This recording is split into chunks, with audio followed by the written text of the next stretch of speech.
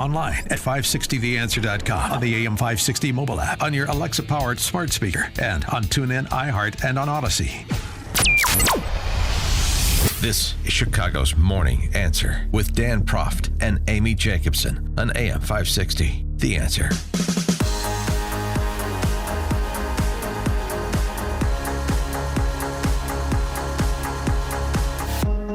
Top of the morning, Dan and Amy updating the case of the accused Pentagon leaker, Jack Teixeira, the 21-year-old Massachusetts Air National Guardsman who allegedly leaked the documents that we discussed at some length on Thursday and Friday of last week. Kash Patel, a former deputy director of national intelligence, told the Breitbart News, it's just not possible. It's not possible that Jack Teixeira acted alone. You can be the biggest IT person in the Department of Defense, and you are still compartmentalized off the actual information. Almost never does an IT person need to know, as we say, the substance of the intelligence. Their job is to provide the security. Their job is to provide the secure information systems around it to protect any disclosures. This is crazy sensitive stuff. 99% of people who have a top secret SCI clearance don't have access to this information. So Kash Patel does not believe for a single second, quote unquote, that this guy, a 21-year-old Air National Guardsman, ran his operation alone. Okay. Well, you can have suspicion, but then I suppose at some point you've got to provide a roadmap for said suspicion to help us assess whether Kash Patel may be onto something and the nature of the impact of those leaked documents. Pleased to be joined again by our friend KT McFarland, former First Deputy National Security Advisor to President Trump and author of Revolution, Trump, Washington, and We the People. KT, thanks for joining us again. Appreciate it. It's always a pleasure, Dan and Amy. I love being on your show. We love to have you. And so is your spidey sense tingling like Kash Patel's is, or? No, I mean, look, the horse has left the barn. A little late to close the door. Everybody in official Washington is focused on, how did he do it? How did he have access to that information? Nobody is focusing on what the information said. Right. And it should be just a bombshell. I mean, this is the equivalent of the Pentagon Papers that the New York Times published during the Vietnam War. During the Vietnam War, the Pentagon, President Johnson, they all said, look, we're winning the war. The South Vietnamese are going to win. Communism is going to be defeated in Vietnam. Meanwhile, internally, they were saying to each other, saying to themselves, we know we can't win this war. Right. So it was lies, lies, lies. Well, this is lies, lies, lies all over again. The three main takeaways that I got is that the Biden administration and the Pentagon, they're all lying to us about the war in Ukraine, about our military capabilities, and about Taiwan.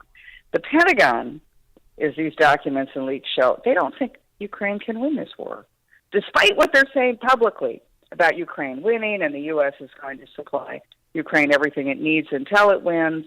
Internally, they're saying that they don't think the spring offensive is going to work. They don't think Ukraine can win. Number two, we're losing the arms race. China and Russia have developed a new class of weapon systems. It's called hypersonic missiles.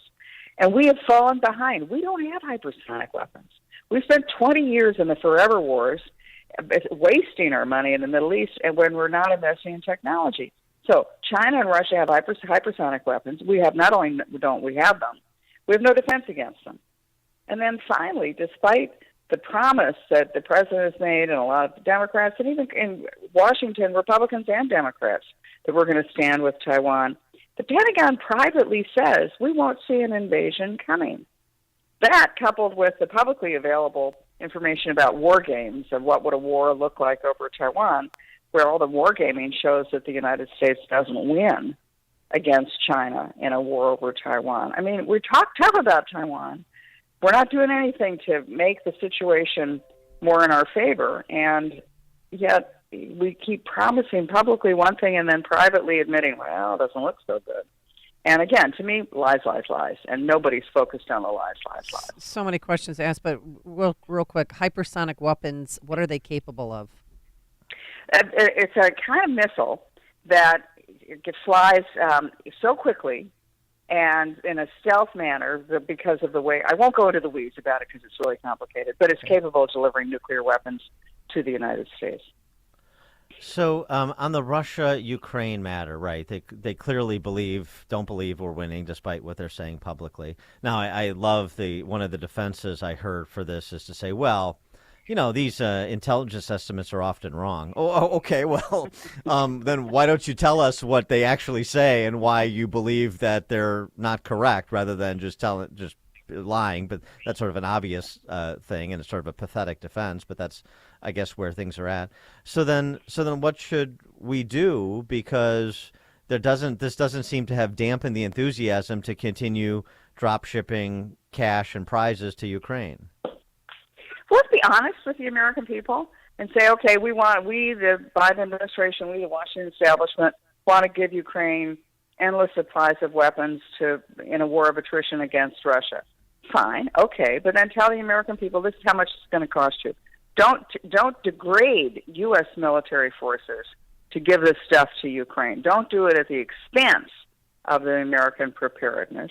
And frankly, if I were king for a day, I would say, here's how you win nobody wins this war in Ukraine. It's a war of attrition.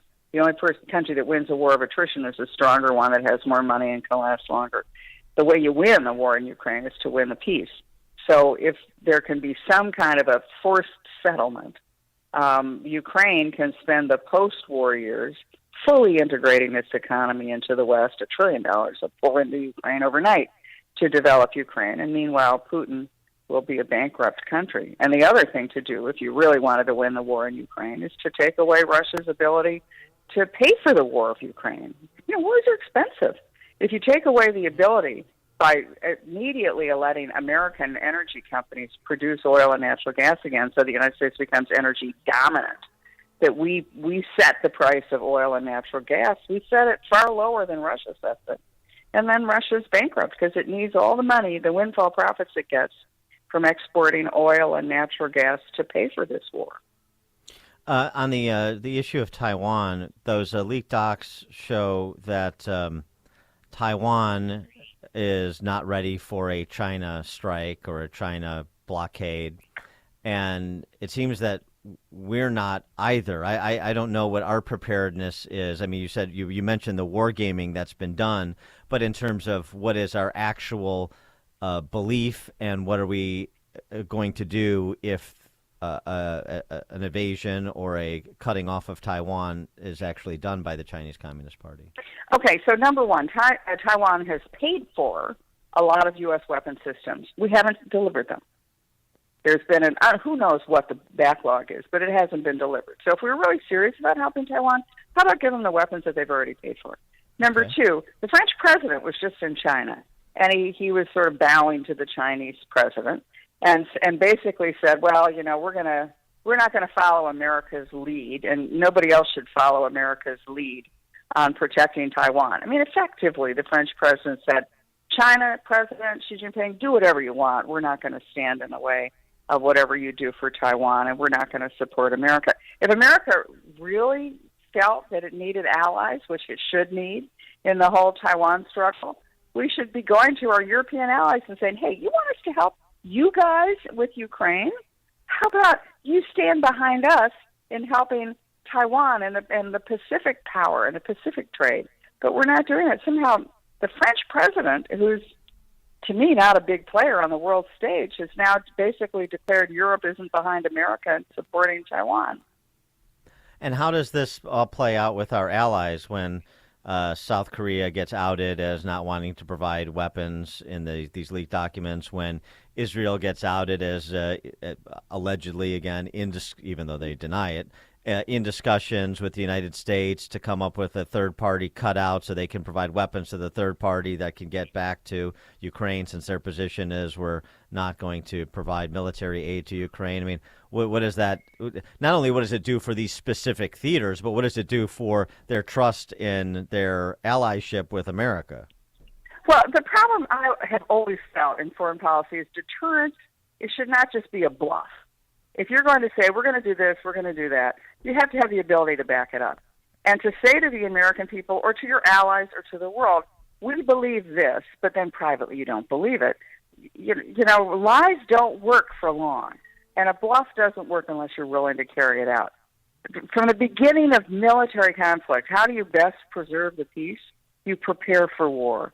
You prepare for war not because you want to go to war, because you don't want to go to war. That was the whole Reagan doctrine, was that the United States would have the superior military so that we could deter anybody who wanted to pick a fight with us, knowing they wouldn't pick a fight. They knew they'd lose. So why should the United States now be issuing all these empty promises and empty threats with nothing to back it up? There's nothing worse for a superpower than to issue a lot of threats and promises that it's unable or unwilling to carry out. That will degrade our international standing quicker than anything. So, on the issue of preparedness, you talked about preparedness from a hardware perspective. What about from a manpower perspective? I'm this much talked about recent problem in recruiting Americans to serve in the military, and it seems like we have in so many institutions in this country now, Rouse's Law taking effect. Rouse's Law that without first-rate people to pull in the right direction, second-raters will appoint third-raters and fourth-raters and so on in an accelerating avalanche of mediocrity, if not inferiority. Is that what's going on in the military, too? It seems to me when I listen to Lloyd Austin and Mark Milley. Yeah, these are the woke generals. Let me just give you an example. All right, so a couple of years ago, an independent think tank decided we got to figure out why the U.S. Navy is having all these accidents and why it's not being prepared. So they did an extensive, your anonymity guaranteed. You wouldn't get in any trouble if you talked to the people who were doing the study of what was wrong with the United States Navy. Why were these ships not doing well? And everybody who answered it, from the senior officers to the guy who swabs the deck on a destroyer, said, well, the emphasis on woke and the emphasis that we're doing for all the political correctness stuff is taking away our ability and our hours spent in wartime, in wargaming, in military warfighting preparedness. So something's got to give. When you emphasize everything is on the woke ideology, what gives way? This prime and core mission of the United States military, which is to defend the United States. So I put it on the shoulders of, you're absolutely right, the mediocre generals who are really good at the woke ideology and filling out the forms. They're not very good at actually being generals and being military leaders. And as a result, you don't have people who want to join the military. When they join the military, they're not able to do their job. Someone once said, not most recently, that, the reason we won the Pacific in World War II was about 5 admirals who really broke all the rules but won the war. And said that all those 5 admirals, of the 5 most senior admirals, Bull Halsey, Ernest King, none of them would have been in the United States Navy today. They would have all been kicked out for some infraction. And I think that is at the heart of the problem. The attitude is that the United States military is no longer prime job to defend the United States. The prime job is to be some woke institution in American society, and that's the wrong place for it to be. And we learned last week the Air Force is loosening their applicants' body fat requirements to increase recruitment. Maybe, Amy, what we should do is just make the U.S. military a fat farm, okay? Yeah. You can go, if you're overweight, go to the military. They'll put you in basic training. You'll lose a little weight. You become enlightened with woke ideology. You're not going to really defend. 26 BMI for men, 36% BMI for females. It worked for John Candy and Stripes. Oh, that's I don't see why. You're right, Dan. I don't see why it wouldn't work.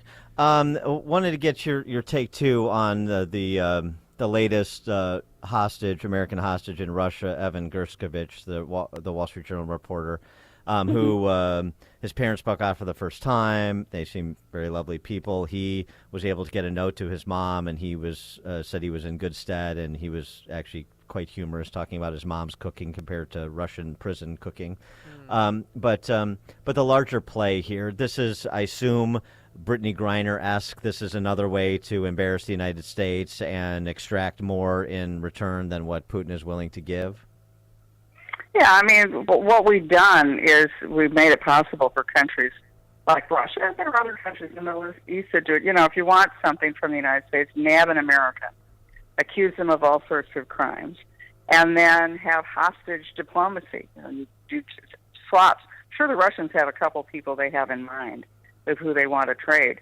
But when you think of the audacity of a decision to take a Wall Street Journal is probably the most respected journal in the world.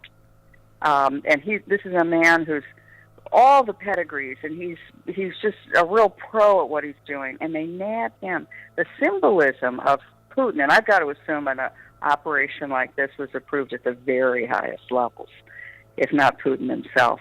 The audacity to do this to the United States, it's just like a finger poked right in your nose saying, look what I can do to you, and what are you going to do about it? Nothing. Are we ever going to get Paul Whelan back? Well, I don't think this administration has that priority. I would hope we do in a new administration.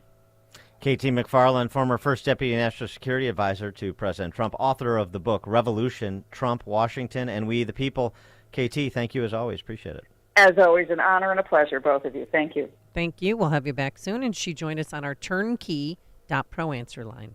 Hear about the big stories of the day, then talk about them right here on Chicago's Morning Answer on AM 560. The Answer. In the present cultural climate, homeschooling can be one of the best decisions you make for your family. Illinois Christian Home Educators invite you to their 2023 Homeschooling Conference, May 18th through the 21st at Olivet Nazarene University in Bourbonnais, Illinois. If you've been considering